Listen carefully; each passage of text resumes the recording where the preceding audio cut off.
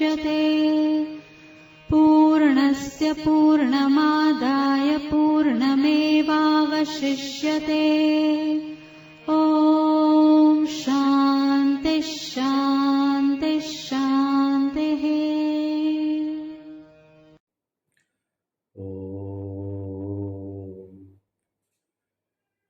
श्रीचक्राङ्कितबिन्दुमध्यनिलयाम् पीताम्बरालङ्कृताम् शङ्खं चक्रवराभयं च दधतीं बालेन्दुमौलिं शुभाम् सिंहस्योपरि संस्थितां त्रिनयनां मूकासुरच्छेदिनी श्रीकोलापुरवासिनीं भगवतीं ध्यायामि मूकाम्बिकाम्।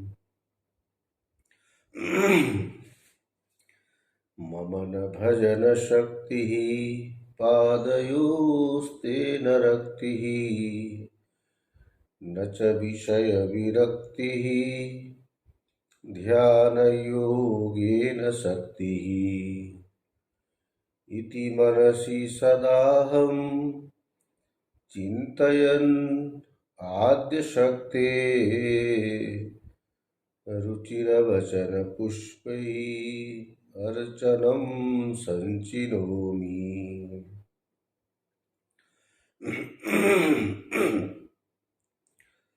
विशुद्धज्ञानदेहाय त्रिवेदी दिव्यचक्षुषे श्रेयप्राप्तिनिमित्ताय नमः सोमार्धधारिणे। या देवी सर्वभूतेषु मातृरूपेण संस्थिता नमस्तस्यै नमस्तस्यै नमस्तस्यै नमो नमः। या देवी सर्वभूतेषु शक्तिरूपेण संस्थिता नमस्तस्यै नमस्तस्यै नमस्तस्यै नमो नमः। या देवी सर्वभूतेषु शक्तिरूपेण संस्थिता नमस्तस्यै नमस्तस्यै नमस्तस्यै नमो नमः। ॐ भद्रं नो अपि वातयमनः। ॐ शान्ति शान्ति शान्तिः। शङ्करं शङ्कराचार्यं केशवं बादरायणं सूत्रभाष्यकृतौ वन्दे भगवन्तौ पुनः पुनः। ईश्वरो गुरुरात्मेति मूर्तिभेदविभागिने व्योमवद्व्याप्तदेहाय दक्षिणामूर्तये नमः।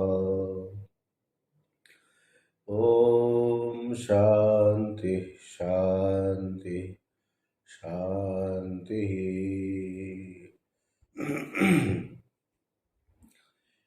शिवाय नमः। ॐ शिवाय नमः।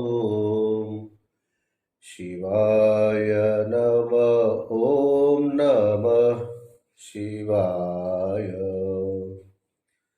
शिवाय नमः। शिवाय नमः। शिवाय नमः। नमः शिवाय। शिवाय नमः। शिवाय नमः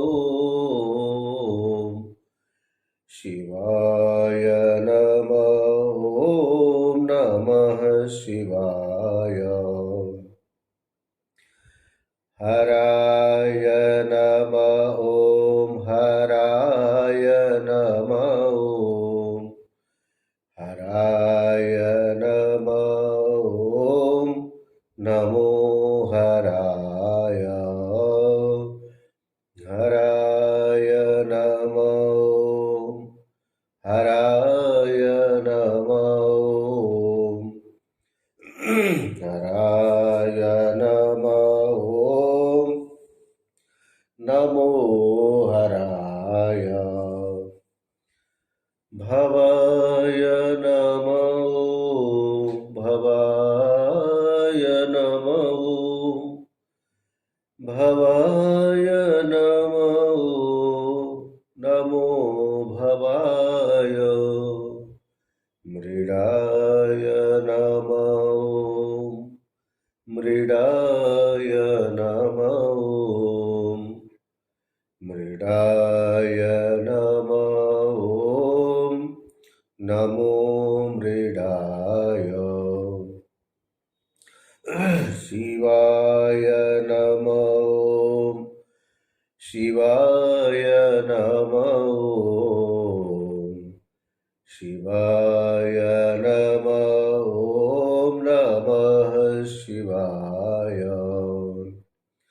हराय नमः हराय नमः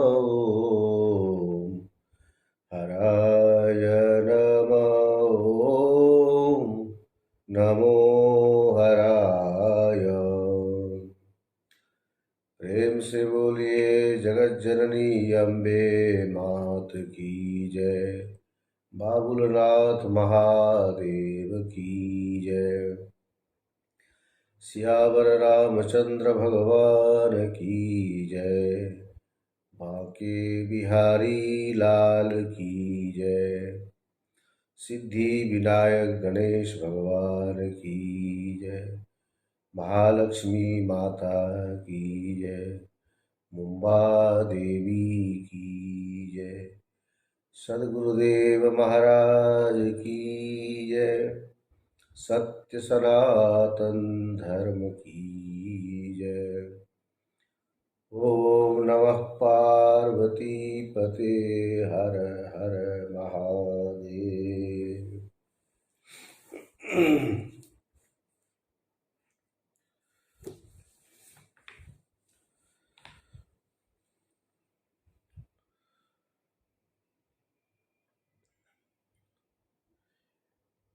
रामनवमी के क्रम में भगवान राम के चरित्र आप लोग श्रवण कर रहे हैं।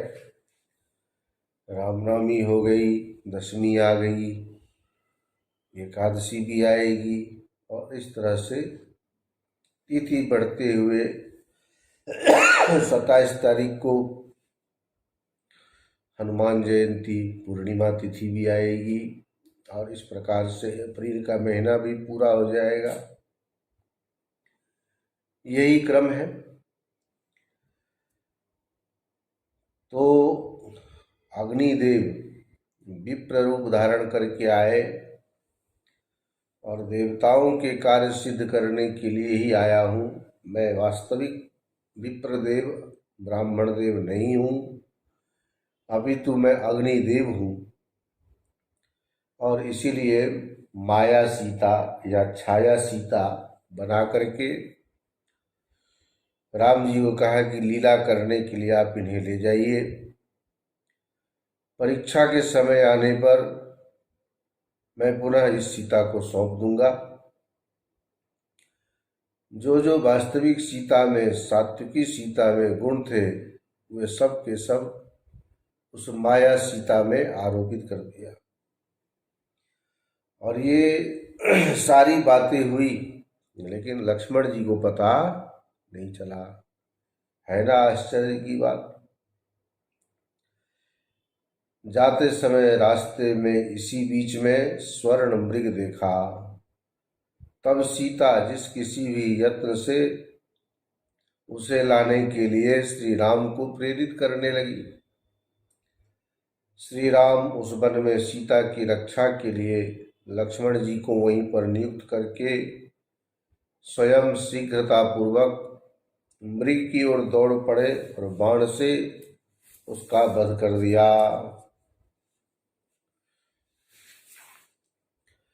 उस माया मृग ने हा लक्ष्मण यह शब्द करके अपने समक्ष भगवान श्रीहरि का दर्शन प्राप्त करके और उनका स्मरण करते हुए सहसा अपने प्राण त्याग दिए।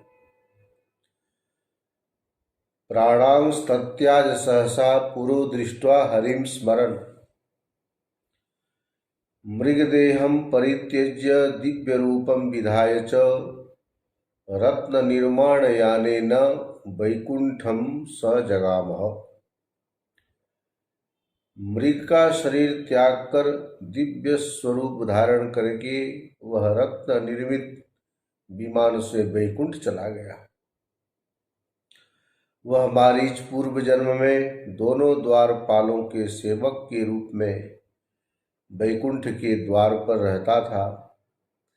अब द्वारपालों के आदेशानुसार वह फिर वैकुंठ के द्वार पर पहुंच गया। हो गई, उसकी सदगति हो गई। लेकिन इधर जो हा लक्ष्मण, यह आर्तनाद सुनकर सीता ने राम के पास जाने के लिए लक्ष्मण जी को प्रेरित किया।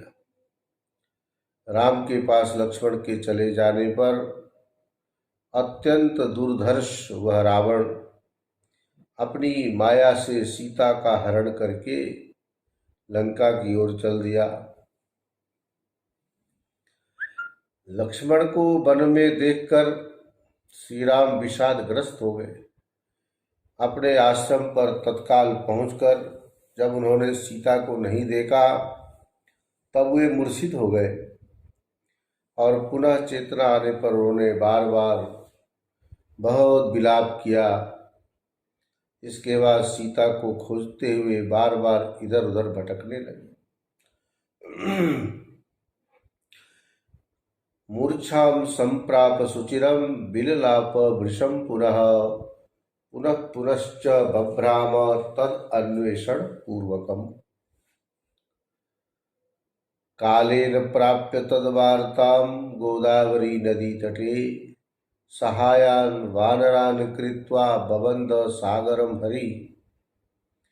कुछ समय पश्चात गोदावरी नदी के तट पर सीता का समाचार मिलने पर भगवान श्री राम ने वानरों को अपना सहायक बनाकर समुद्र पर पुल बांधा। पूरा समय आने पर लंका जाकर उन रघुश्रेष्ठ राम ने बाण से रावण को मार डाला। इस प्रकार बांधवों सहित उस रावण का वध करके श्री राम ने तत्काल उन सीता की अग्नि परीक्षा कराई और उसी समय अग्निदेव ने वास्तविक सीता श्री राम को सौंप दिया। तब छायामयी सीता ने विनम्र होकर अग्निदेव और श्री राम से कहा कि अब मैं क्या करूं, मुझे वह उपाय बताइए। करिष्यामीति किम अहम तदुपायम वदस्व मे। श्री राम और अग्निदेव बोले कि हे देवी, तुम तपस्या करने के लिए अत्यंत पुण्यप्रद पुष्कर क्षेत्र में चले जाओ। वहां तपस्या करके तुम स्वर्ग लक्ष्मी बनोगी। वे यह वचन सुनकर पुष्कर क्षेत्र में जाकर दिव्य 3 लाख वर्षों तक कठिन तपस्या करके स्वर्ग लक्ष्मी के रूप में प्रतिष्ठित हो गई। कालक्रम से वही देवी तपस्या के प्रभाव से यज्ञ कुंड से उत्पन्न होकर महाराज द्रुपद की पुत्री तथा पांडवों की प्रिया द्रौपदी बनी। ये ऐसे कथा का आपस में संबंध है। जब आप इस प्रसंग को सुनते हैं तो मालूम पड़ता है क्या इसकी स्थिति है। द्रौपदी कौन थी, पूर्व जन्म में कैसे उसने तपस्या की होगी, अग्निकुंड से प्रकट हुई पांच पांच पति कैसे हुए, ये सब आप चलते फिरते कई बार दिमाग में जो बातें आती है, प्रश्न करते हो, प्रश्न उठाते हो। लेकिन जब आप क्रमशः सत्संग के माध्यम से जब कोई प्रसंग सुनते हैं तो फिर धीरे धीरे उसका समाधान होने लगता है। इस प्रकार सतयुग में कुशध्वज की वही कन्या कल्याणमयी वेदवती त्रेता युग में जनक की पुत्री सीता हुई और बाद में श्री राम की पत्नी बनी। पुनः वही छाया सीता द्वापर में द्रुपद की पुत्री देवी द्रौपदी के रूप में आविर्भूत हुई। अतः तीनों युगों में विद्यमान रहने वाले उस देवी को त्रिहायणी भी कहा गया है। त्रिहायणी त्रिहायणी। तच्छाया द्रौपदी यहाँ से दिया ना, कृते युगे वेदवती कुशध्वज सुता शुभा त्रेतायाम राम पत्नी च सीतेति जनकात्मजा। तच्छाया द्रौपदी देवी द्वापरे द्रुपदात्मजा त्रिहायणी च सा प्रोक्ता विद्यमाना युगत्रये। नारद जी बोले, शंकाओं का समाधान करने वाले हे मुनि श्रेष्ठ, उस द्रौपदी के पांच पति कैसे हुए, मेरे मन का यह संदेह दूर कीजिए। बात भी सही है, यह हर कोई जानना चाहेगा। नारद जी ने ये प्रश्न किया मानो हम सब की तरफ से प्रतिनिधित्व करते हुए ये प्रश्न कर रहे कि द्रौपदी के पांच पति कैसे हुए। श्री नारायण बोले कि हे नारद, जब लंका में वास्तविक सीता भगवान राम को प्राप्त हो गई, तब रूप एवं यौवन से संपन्न छाया सीता महान चिंता से व्याकुल हो उठी। चिंता हुई उनको। तदनंतर भगवान श्री राम अग्नि की आज्ञा अनुसार वह भगवान शंकर की उपासना में तत्पर हो गई। कामातुर वह पति प्राप्ति के लिए व्यग्र होकर बार बार यही प्रार्थना करने लगी, हे त्रिलोचन, मुझे पति प्रदान कीजिए, मुझे पति प्रदान कीजिए, मुझे पति प्रदान कीजिए, मुझे पति प्रदान कीजिए, मुझे पति प्रदान कीजिए।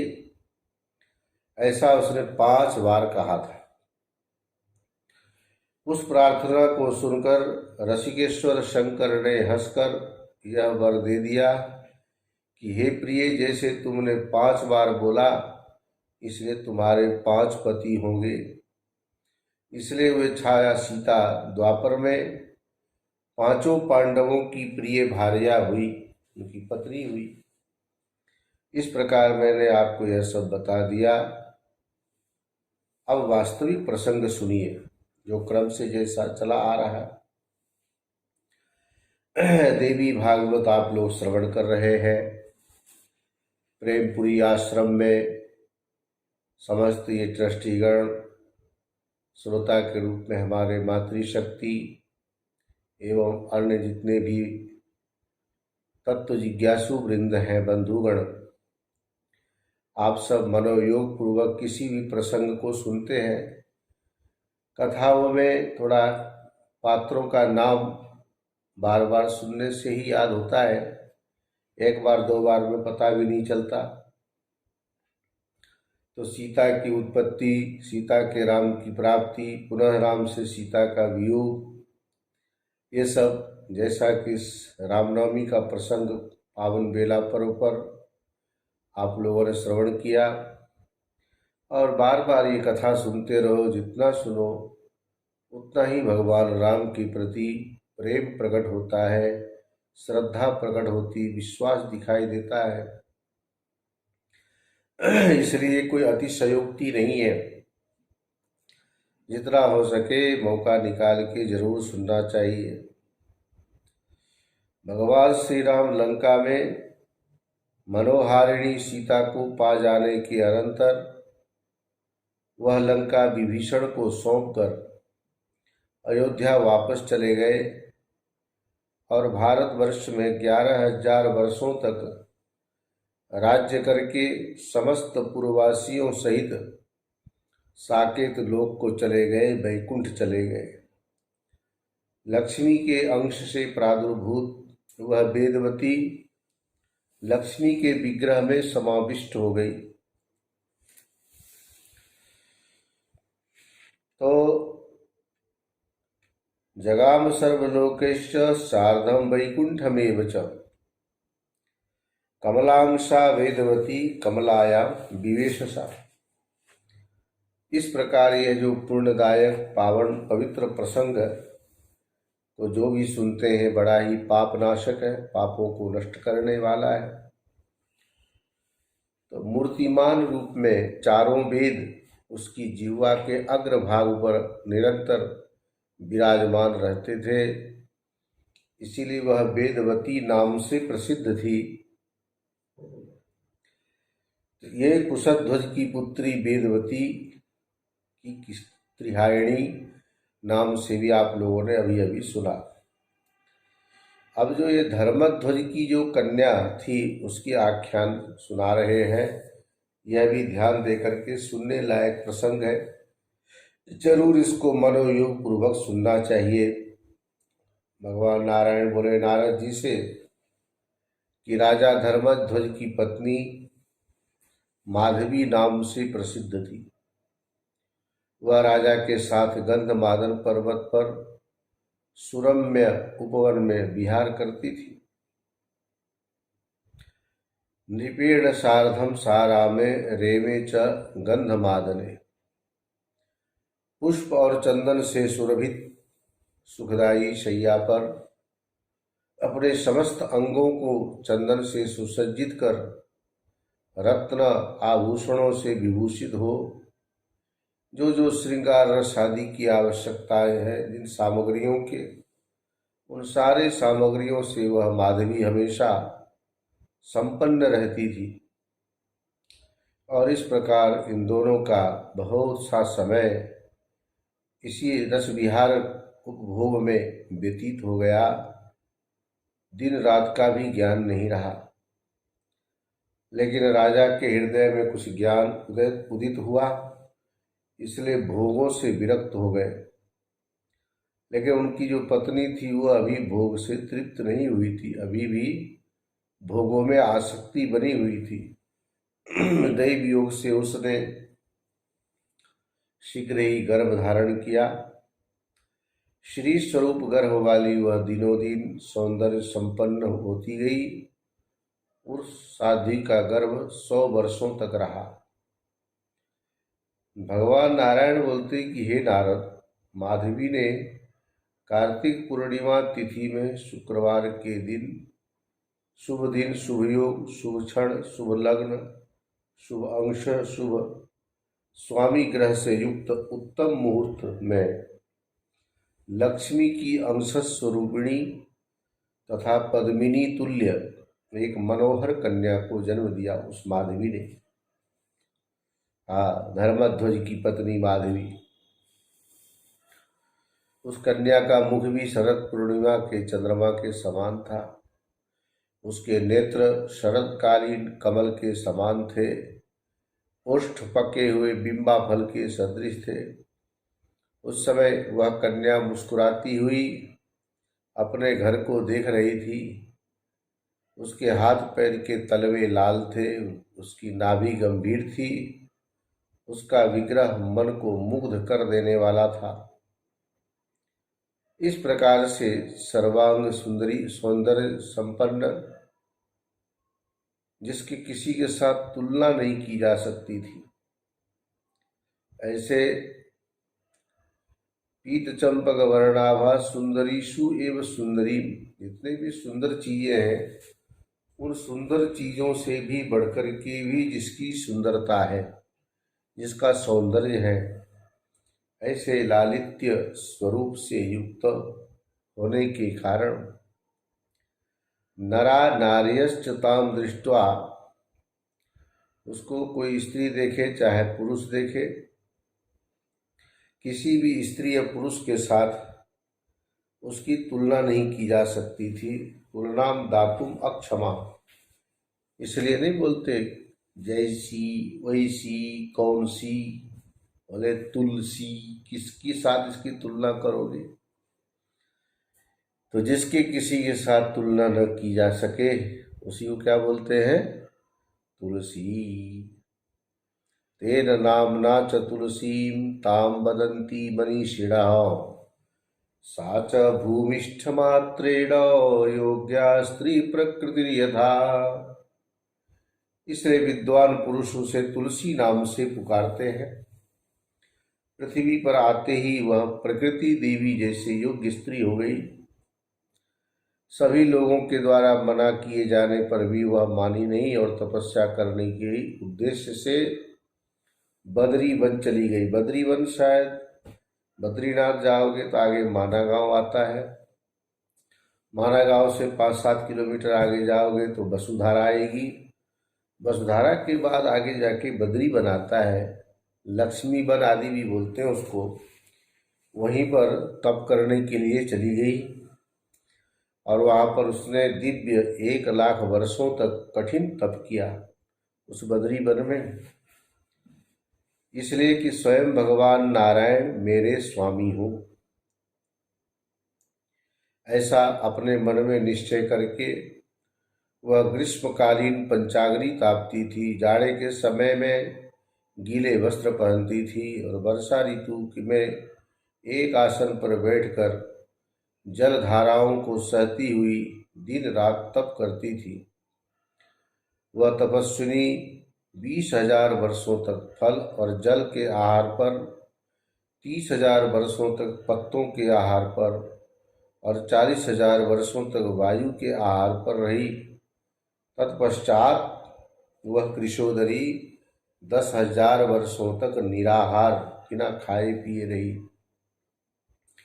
अब ऐसे ऐसे जब कठिन तपस्या, कठोर तपस्या के बारे में सुनते हैं, पुराणों में जब ऐसा उल्लेख आता है तो हम लोग थोड़ा बहुत भी डाइट करते या नहीं खाते या एक दिन नहीं खाया तो लगता है वो बहुत बड़ा काम किया, तब कर रहे हैं। यहाँ लाखों वर्षों तक केवल जल पी करके, वायु पी करके, पत्ते खा करके और निराहार रह करके वर्षों वर्षों तक रहते हैं। तो ऐसे लोग ही तो फिर देवता बन जाते हैं और इनके मनोवांछित फल इनको मिल जाता है। हम लोग चाहते तो है लेकिन हम लोगों को मिलता कहाँ है, क्योंकि हमारे अंदर इतनी तपस्या करने की सामर्थ्य नहीं है। हम इस तरह से तप नहीं कर पाते। इस लक्ष्मी ने दिव्य 1 लाख वर्षों तक जो तप किया और उस तप के जो क्रम को देख रहे हैं तो कितना आश्चर्य हो रहा है। इस प्रकार उसे निर्लक्ष्य होकर एक पैर पर स्थित रहकर तपस्या करते हुए देखकर ब्रह्मा जी वर प्रदान करने के लिए उस उत्तम बद्रीक आश्रम में आए। हंस पर विराजमान चतुर्मुख ब्रह्मा जी को देखकर उस तुलसी ने प्रणाम किया। तब जगत की सृष्टि करने वाले तथा संपूर्ण लोकों का विधान करने वाले ब्रह्मा उससे कहने लगे कि हे तुलसी, हरि की भक्ति, हरि की दास्ता और अजरता अमरता, इनमें से जो भी तुम्हारे मन में अभिष्ट हो उसे मांग लो। ब्रह्मा जी ने 2-3 प्रस्ताव रख दिया, हरि की भक्ति, हरि की दास्ता और अजरता अमरता, इसमें से जो भी तुम्हारे मन में अभिष्ट हो उसे मांग लो। तुलसी बोली, हे तात सुनिए, मेरे मन में जो अभिलाषा है उसे बता रही हूँ, क्योंकि सब कुछ जानने वाले आप ब्रह्मा के समक्ष अपनी बात कहने में मुझे अब लाज ही क्या है। मैं पूर्व जन्म में तुलसी नाम की गोपी थी और गोलोक में निवास करती थी। उस समय मैं भगवान श्री कृष्ण की प्रिया, उनकी अनुचरी, उनकी अंश स्वरूपा तथा उनकी प्रेयसी सखी रूप में प्रतिष्ठित थी। एक समय जब मैं भगवान श्री कृष्ण के साथ विहार में अचेत तथा अतृप्त अवस्था में थी, तभी रास की अधिष्ठात्री देवी भगवती राधा ने रास मंडल में आकर मुझे देख लिया। उन्होंने श्री कृष्ण की बहुत भर्त्सना की और कुपित होकर मुझे शाप दे दिया था कि तुम मनुष्य योनि प्राप्त करो। यह शाप उन्होंने मुझे दे दिया। तब उन गोविंद ने मुझसे कहा, याहि त्वं मानवीं योनिम् इत्येवं च शशापः। मामुवाच स गोविंदो मदंशं च चतुर्भुजम्। तब उन गोविंद ने मुझसे कहा कि भारतवर्ष में जन्म लेकर घोर तपस्या करके तुम ब्रह्मा जी के वरदान से मेरे अंश स्वरूप चतुर्भुज विष्णु को पति रूप में प्राप्त करोगी। इस प्रकार कहकर वे देवेश्वर श्री कृष्ण अंतर्धान हो गए। हे गुरु, देवी राधा के भय से अपना वह शरीर त्याग कर मैंने अब भूमंडल पर जन्म लिया है और सुंदर विग्रह वाले तथा शांत स्वभाव भगवान नारायण, जो उस समय मेरे पति थे, उन्हीं को अब भी पति रूप में प्राप्त करने के लिए वर मांग रही हूँ। आप मुझे यह वर दे दीजिए। सांप्रतं तं पतिं लब्धुं वरये त्वं च देहि मे, क्योंकि अहम नारायणं कांतं शांतं सुंदर विग्रहम। ब्रह्मा जी कहने लगे, भगवान श्री कृष्ण के अंग से प्रादुर्भूत उन्हीं के अंश स्वरूप तथा परम तेजस्वी सुदामा नामक गोप ने भी इस समय भारतवर्ष में जन्म लिया है। वह राधा के शाप से दनु वंश में उत्पन्न हुआ है और शंखचूड़ नाम से विख्यात है। उसके समान तीनों लोकों में कोई भी नहीं है। पूर्व काल में एक बार गोलोक में तुम्हें देखकर उसके मन में काम भावना उत्पन्न हो गई, किंतु राधिका के प्रभाव के कारण वह तुम्हें नहीं पा सका। वह सुदामा इस समय समुद्र में उत्पन्न हुआ है। भगवान श्री कृष्ण का अंश होने से उसे पूर्व जन्म की सभी बातों का स्मरण है। हे सुंदरी, तुम्हें भी पूर्व जन्म की बातों का स्मरण है, अतः तुम सब कुछ भली भांति जानने वाली हो। हे शोभने, अब इस जन्म में तुम उसी सुदामा की पत्नी बनोगी और बाद में शांत स्वरूप भगवान नारायण का पति रूप में वरण करोगी। दैव योग से उन्हीं भगवान नारायण के शाप से तुम अपनी कला से विश्व को पवित्र करने वाली पावन वृक्ष रूप में प्रतिष्ठित होगी। तुम समस्त पुष्पों में प्रधान मानी जाओगी और भगवान विष्णु के लिए प्राणों से भी अधिक प्रिय होगी। तुम्हारे बिना की गई सभी देवताओं की पूजा व्यर्थ समझी जाएगी। वृंदावन में वृक्ष रूप तुम वृंदावनी नाम से विख्यात रहोगी। त्वया बिना च सर्वेषां पूजा च विफला भवेत्। वृंदावने वृक्ष रूपा नामना वृंदावनीति च। समस्त गोप और गोपिकाएं तुम्हारे पत्रों से ही भगवान माधव की पूजा करेंगे। तुम मेरे वर के प्रभाव से वृक्षों की अधिष्ठात्री देवी बनकर गोपस्वरूप भगवान श्री कृष्ण के साथ स्वेच्छापूर्वक निरंतर विहार करोगी। इतनी सारी बातें ब्रह्मदेव ने कहा। तपस्या के अनुरूप जो फल मिलना चाहिए था और जिस तरह से सम्मान मिलना चाहिए वो सब विस्तार पूर्वक ब्रह्मदेव ने वरदान देते हुए कहा। हे नारद, ब्रह्मा जी की यह वाणी सुनकर तुलसी मुस्कुराने लगी और उसका चित्त प्रफुल्लित हो गया। उसने ब्रह्मा जी को प्रणाम किया और फिर वह उनसे कुछ कहने लगी। प्रणनाम च ब्रह्माणं तं च किंचिद उवाच सा। हे तात, मैं यह सत्य कह रही हूँ कि दो भुजाओं वाले श्याम सुंदर श्री कृष्ण के प्रति जैसी मेरी रुचि है वैसी चार भुजाओं वाले श्री विष्णु के लिए नहीं है, क्योंकि मैं दैव योग से श्रृंगार भंग होने के कारण गोविंद से अभी तृप्त नहीं हूँ, अर्थात अतृप्त ही हूँ। मैं तो उन गोविंद की आज्ञा मात्र से ही चतुर्भुज श्री हरि के लिए प्रार्थना कर रही हूँ।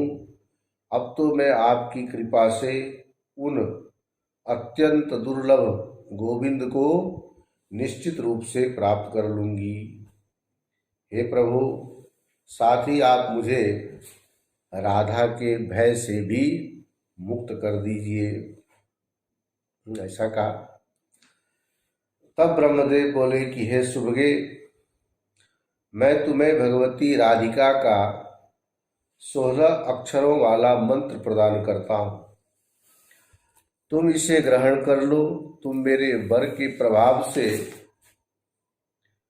राधा के लिए प्राण तुल्य हो जाओगे।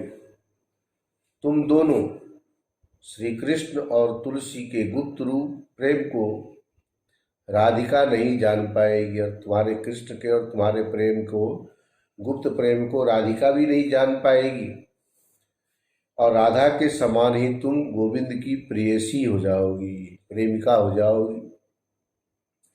हे मुने, ऐसा कहकर जगत की रचना करने वाले ब्रह्मा ने देवी तुलसी को भगवती राधा के षोडशाक्षर मंत्र, स्तोत्र, उत्तम कवच और समस्त पूजा विधान और पुरश्चर्या विधि के क्रम बता करके उसे उत्तम शुभाशीर्वाद प्रदान किया।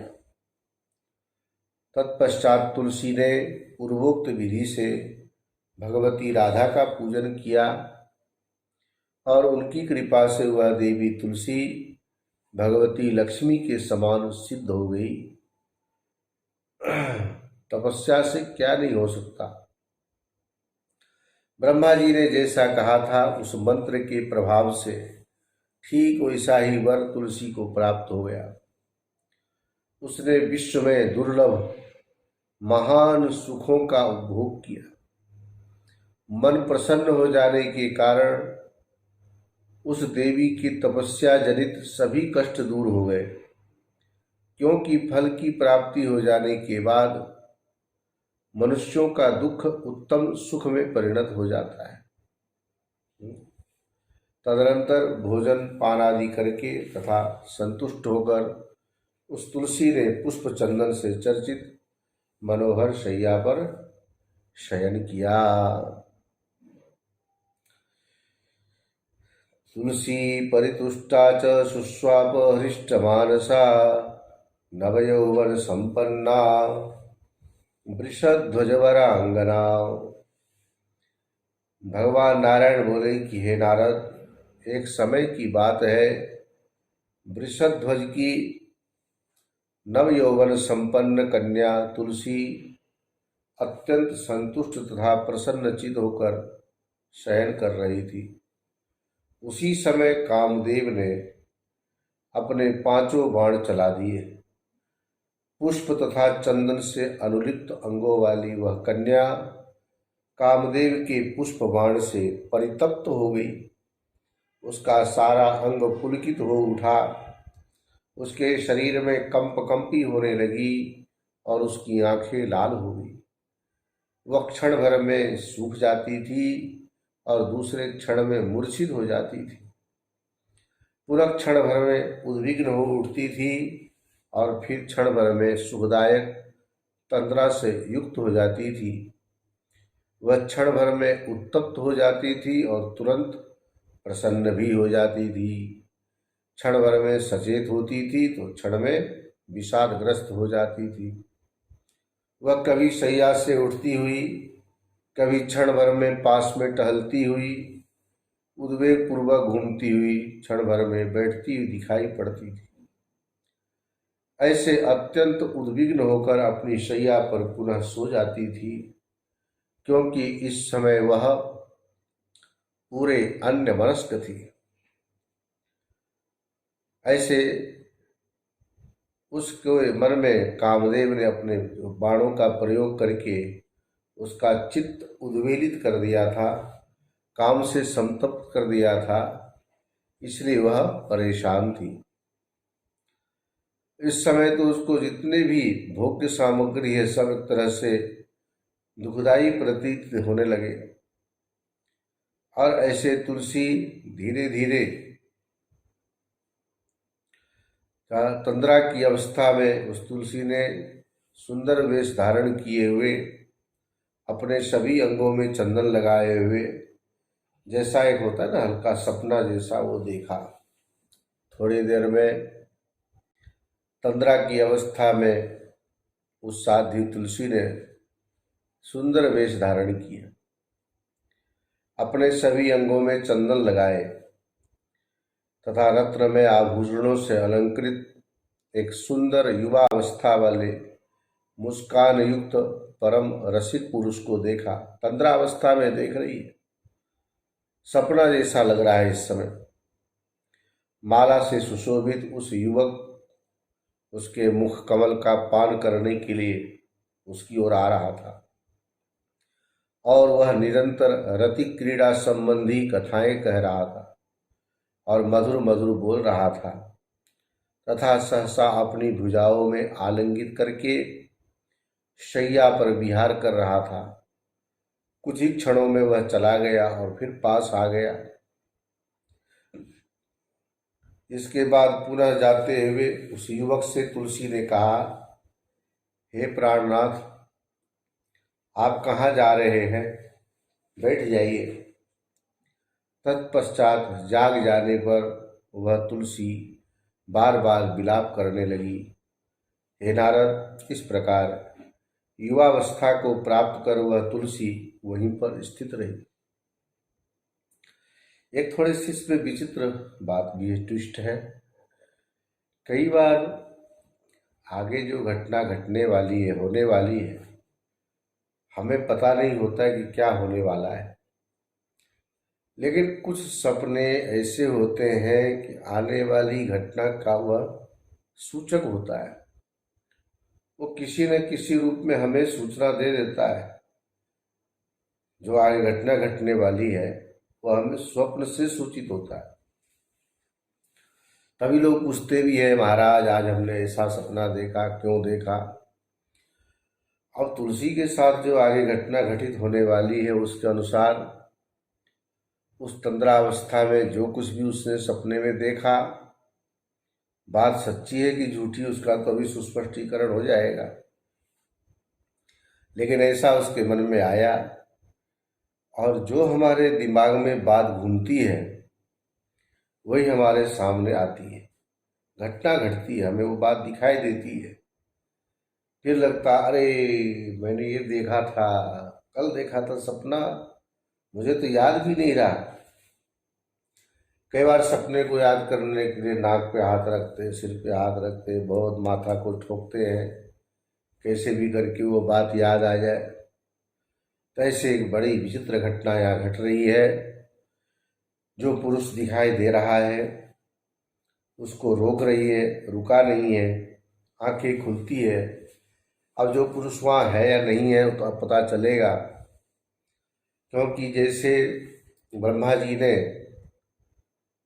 तुलसी को भगवान गोविंद के प्रेम प्राप्त करने के लिए, उनका प्रेम अत्यंत गोपनीय रहे, राधा जी का भी स्नेह बना रहे, राधा जी का भय प्राप्त न हो, जिसके लिए षोडशाक्षर मंत्र की दीक्षा दे करके मंत्र स्तोत्र कवच पुरश्चर्या विधि समेत सब कुछ बताया था।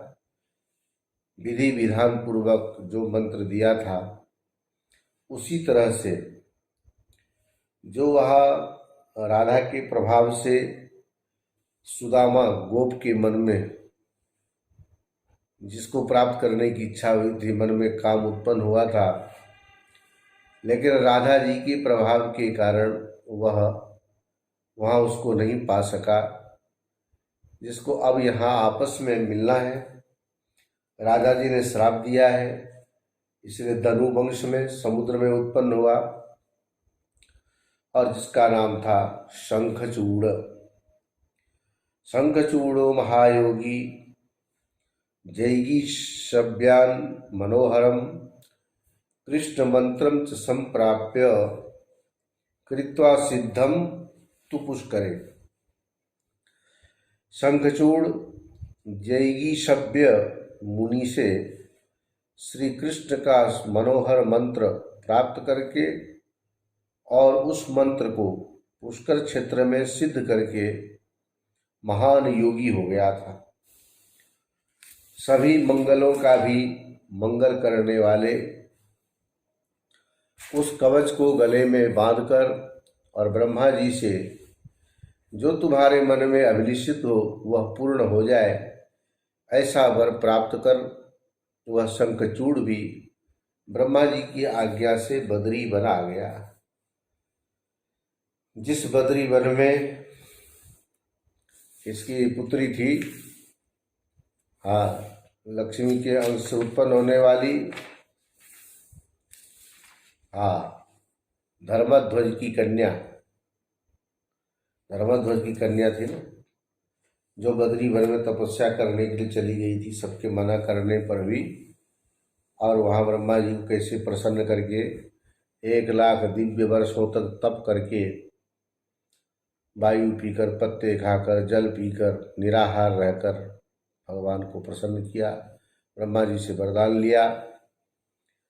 ऐसे ही शंखचूड़ ने भी पुष्कर क्षेत्र में मंत्र सिद्ध करके वरदान प्राप्त कर और ब्रह्मा जी की आज्ञा से उस बद्री वन में आ गया। तुलसी ने आते हुए शंखचूड़ को देख लिया। अभी तक जो सपने देख रही थी, अभी आपने सुना सपने के बारे में क्या हिसाब होता है, और यहाँ ऐसी बात हुई। अब ये मिलती जुलती बातें दिखाई देगी आपको। तो उसकी कांति कामदेव के समान थी। तुलसी ने जिस प्रकार से सपने में जिस दिव्य पुरुष को देखा था वह वास्तविक प्रत्यक्ष रूप से सामने दिखाई दे रहा है। और यहाँ बहुत कुछ वर्णन किया है। श्वेत चंपा की आभा के समान था, रत्नमय आभूषणों से सुशोभित था, उसका मुखमंडल शरद पूर्णिमा के चंद्रमा के समान था, उसके नेत्र शरतकालीन कमल के समान थे। ये सब एक उपमा अलंकार है, कई बार अतिशयोक्ति भी लगती है, लेकिन प्रसंग आने पर कभी कभी इसको विस्तार से बताने में कोई हर्जा भी नहीं है। ऐसे अमूल्य रत्नों से निर्मित विमान पर विराजमान था, अत्यंत मनोहर था, मन को हर लेने वाला। 2 रत्नमय कुंडलों से उसका गंडस्थल शोभायमान था। उसने पारिजात पुष्पों की माला धारण कर रखी थी। उसका मुखमंडल मुस्कान से, प्रसन्नता से भरा हुआ था। उसका सर्वांग कस्तूरी कुसुम से युक्त तथा सुगंधित चंदन से अनुलिप्त था। ऐसे शंखचूड़ को अपने पास देखकर वस्त्र से अपना मुंह ढककर मुस्कुराती हुई तथा कटाक्ष के साथ बार बार उसकी ओर देखती हुई तुलसी ने नव मिलन के कारण लज्जावश अपना मुख नीचे की ओर झुका लिया। किसी का भी जो कोई संबंध होता है तो पूर्व जन्म से ही संबंधित होता है, उसका कुछ न कुछ तो लेना देना तो है ही, तभी ये सब बातें बनती है। तो उसका जो चंद्र सदृश चंद्रमा के समान मुख शरद पूर्णिमा के चंद्रमा को भी लज्जित कर रहा था। जैसे शंखचूड़ के सौंदर्य का वर्णन किया, उससे भी कई गुना बढ़ा करके तुलसी के भी सौंदर्य का वर्णन किया जा रहा है, किया गया है। इसलिए ज्यादा अब इस विस्तार में न जाकर साध्वी तुलसी को देखकर वह शंखचूड़ उसके पास बैठ गया और मधुर वाणी में उससे कहने लगा। अब जो दोनों का वार्तालाप हो रहा है उसको किस तरह से यहाँ पर आरंभ कर रहे हैं वह भी जरा सुनने लायक है। शंखचूड़ बोला, हे माननी, हे कल्याणी, हे सर्व कल्याणदायिनी, तुम कौन हो और किसकी कन्या हो? तुम समस्त स्त्रियों में धन्य तथा मान्य हो। हे सुंदरी, स्तब्ध हुए मुझ सेवक से वार्तालाप करो। किसी के सौंदर्य से प्रभावित होकर शुरू में आदमी अपने को सेवक, दास आदि ही कहता है, भले ही बाद में अपने को स्वामी माने या स्वामी बनने की चेष्टा करे। जब प्रेम प्रारंभ हम करते हैं तब कहीं न कहीं थोड़ा हमें झुक करके उसको प्रारंभ करना पड़ता है। शंखचूड़ का यह वचन सुनकर सुंदर नेत्रों वाली तथा कामयुक्त तुलसी उस काम पीड़ित शंखचूड़ से मुस्कुराते हुए तथा नीचे की ओर मुंह झुकाकर कहने लगी। तुलसी बोली, इत्येवं वचनं श्रुत्वा सकामा वामलोचना सस्मिता नम्र वदना सत्कामम तमुवाजसा। तुलसी बोलने लगी, अपना परिचय देते हुए कहा कि मैं धर्मध्वज की पुत्री हूँ और इस तपोवन में तपस्या करने के निमित्त एक तपस्विनी के रूप में रह रही हूँ। आप कौन हैं? आप यहाँ से सुखपूर्वक चले जाइए। श्रेष्ठ कुल में उत्पन्न पुरुष उच्च कुल में उत्पन्न किसी अकेली साध्वी कन्या के साथ एकांत में बातचीत नहीं करते, ऐसा मैंने श्रुति में सुना है। इस प्रकार से तुलसी ने शास्त्रों की दुहाई देते हुए और अपना चरित्र चित्रण करते हुए एक मर्यादा क्या होती है, अपरिचित पुरुष के साथ स्त्री जब मिले तो किस तरह से वार्तालाप हो, ये एक आदर्श में स्थापित किया है। तो श्रुति में जैसा सुना है कि श्रेष्ठ कुल में उत्पन्न पुरुष उच्च कुल में उत्पन्न किसी अकेली साध्वी कन्या के साथ एकांत में बातचीत नहीं करते, लेकिन जो नीच कुल में उत्पन्न है तथा धर्मशास्त्र के ज्ञान से वंचित है और जिसे श्रुति का अर्थ सुनने का अवसर कभी नहीं मिला, वह दुराचारी व्यक्ति ही कामासक्त होकर परस्त्री की कामना करता है। अब थोड़ा यहाँ मैं इस प्रसंग को इसलिए भी सुनाना चाहता हूँ कि कई बार कुछ शास्त्रों को लिखते समय पुरुष वर्गों के द्वारा पुरुष किसी स्त्री के बारे में अच्छाई या बुराई बतावे तो शंका होती है कि पुरुष को इतने मालूम कहाँ से, और निंदा कर रहे तो निंदा क्यों कर रहे हैं। पुरुषों का स्वभाव ही है स्त्रियों की बुराई करना, निंदा करना। इसलिए थोड़ा उस प्रसंग से हटकर यहाँ तुलसी ने स्वयं स्त्री दिखती कैसी है, होती कैसी है, इनका स्वभाव कैसा होता है, इसके ऊपर थोड़ा कटाक्ष भी किया है, प्रकाश भी डाला है। और इसलिए इसको आप सुने तो अतिशयोक्ति भी नहीं लगेगी।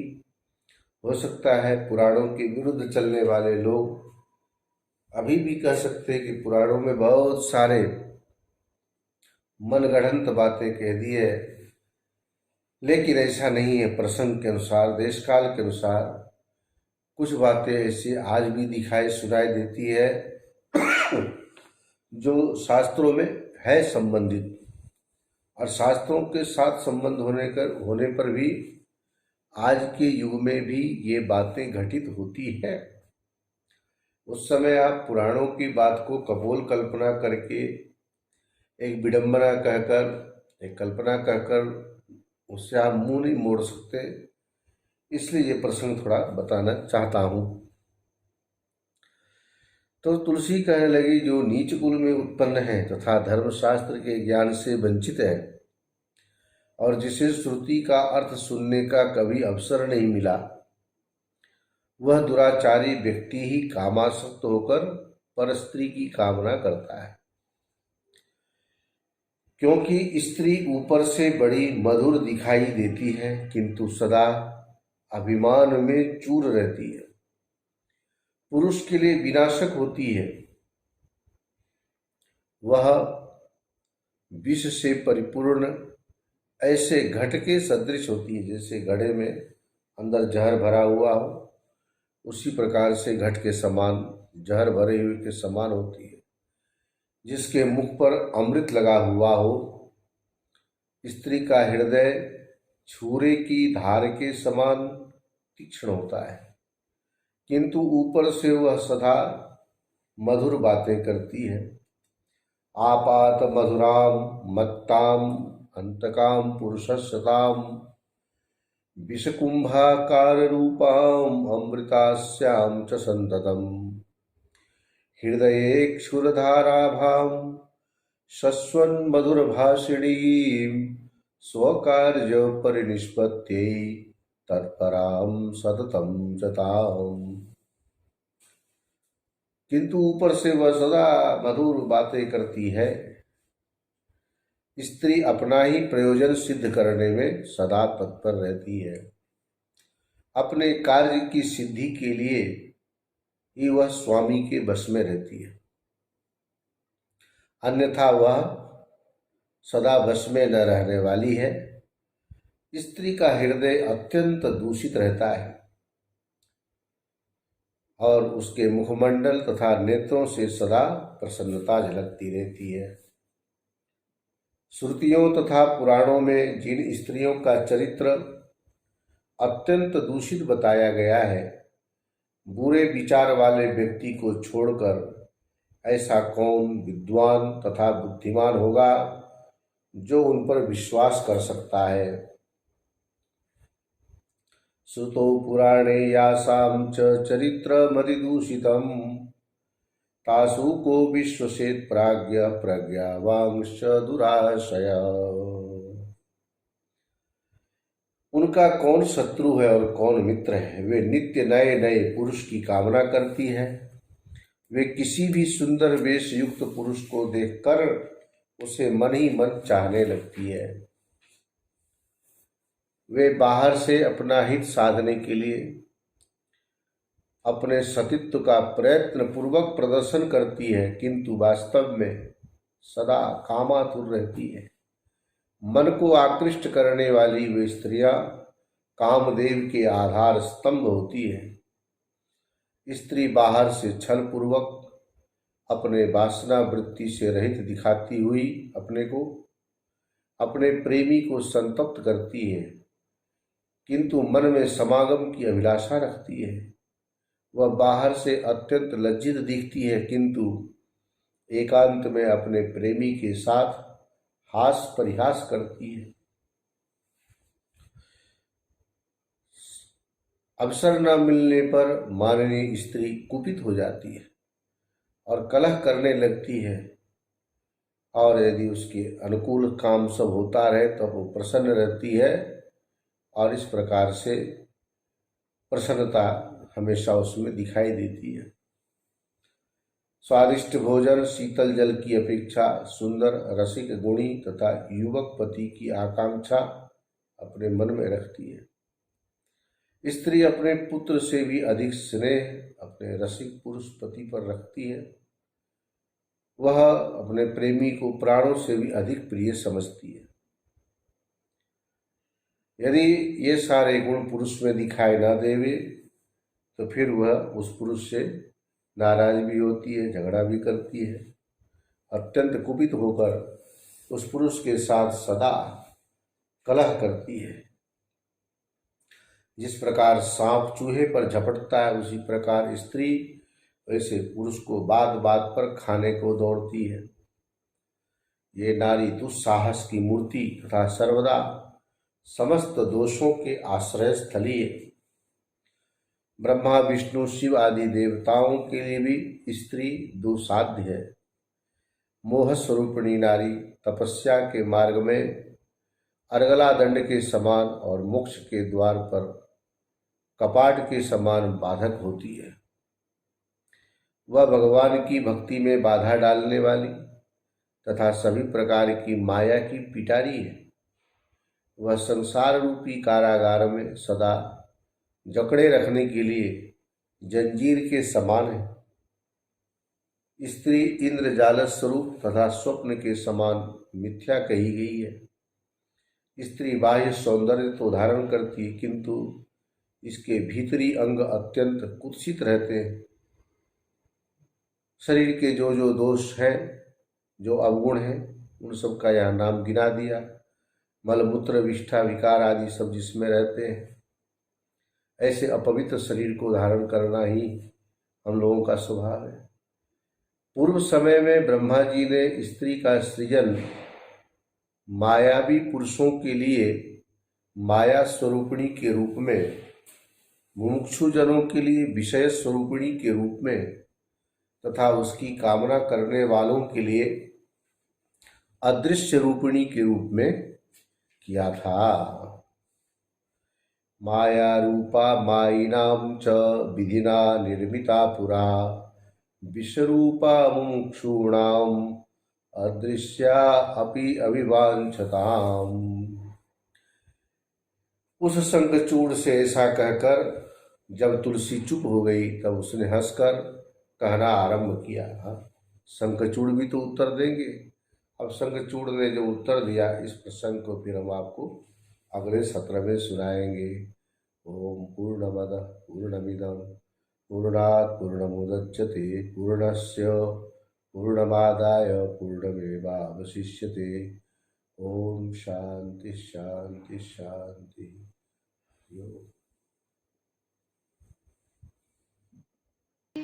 ॐ शान्ति शान्ति।